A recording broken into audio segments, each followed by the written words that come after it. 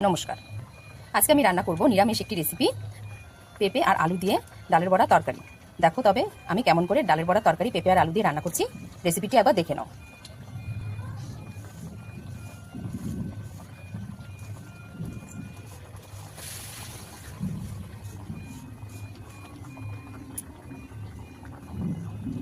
রান্না করব মটর ডালের বড়া করে তরকারি।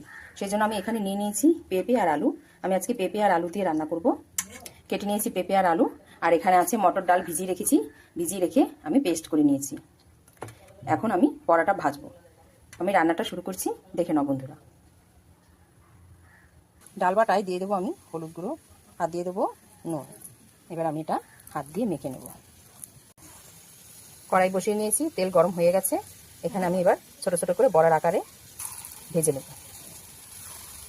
বড়াগুলো আমি লাল লাল করে ভেজে তুলব।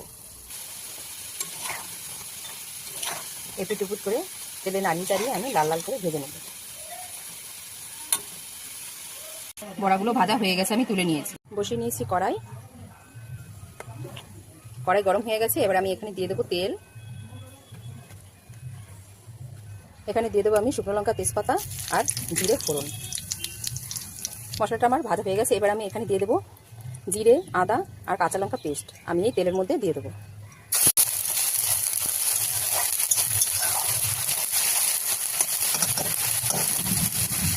এবার আমি এখানে কেটে রেখেছি পেঁপে আর আলু। এই পেঁপে আর আলু এই মশলার মধ্যে দিয়ে দেবো। এখানে দিয়ে দেবো আমি 1 চামচ হলুদ গুঁড়ো, দেবো স্বাদ মতো নুন, আর দেবো সামান্য লঙ্কার গুঁড়ো। এবার আমি মশলাটাকে সবজির সাথে ভালো মতন কষিয়ে নেব।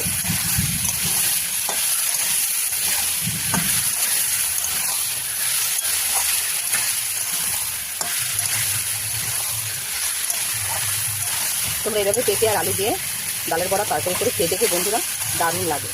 এটা নিরামিষভাবে আমি রান্না করছি, এটা পেঁয়াজ রসুন দিয়েও রান্না করা যায়।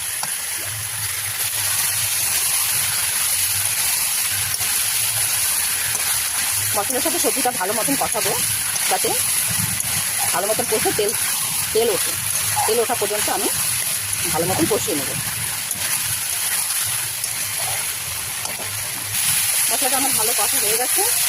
এবার আমি এখানে দিয়ে দেবো জল।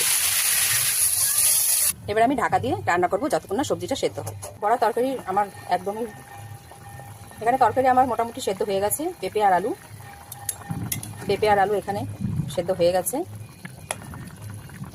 এবার এখানে আমি দিয়ে দেবো এই বড়া আগে থেকে তৈরি করে রেখেছি, সেই বড়াগুলো এর মধ্যে দিয়ে দেবো।